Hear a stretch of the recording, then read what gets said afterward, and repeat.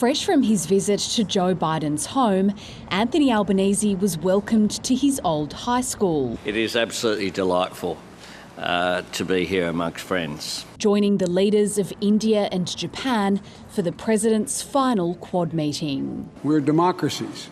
We're democracies who know how to get things done.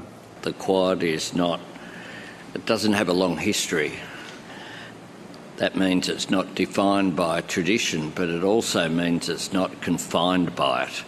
It means that as it develops, it can evolve. Joe Biden elevated the grouping to the leadership level in the early days of his presidency, in what's seen as an effort to counter China's expanding influence in the Indo-Pacific region. And in an audio feed still running after the cameras left, the president's message to the Quad behind closed doors was clear. China continues to behave aggressively, testing us all across the region.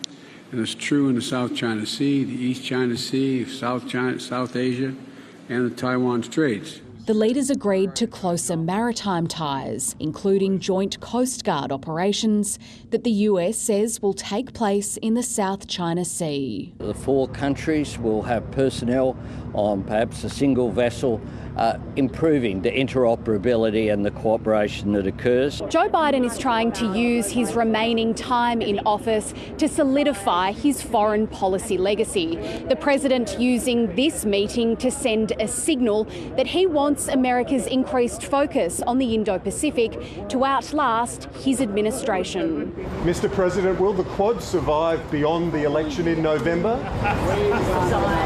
With Japan's Prime Minister also stepping down and an Australian election approaching, there'll be at least a couple of new faces at the next Quad meeting. Never goodbye. He's at the end of the telephone. I get these. Another farewell in Joe Biden's long goodbye. Jade McMillan, ABC News, Claremont, Delaware.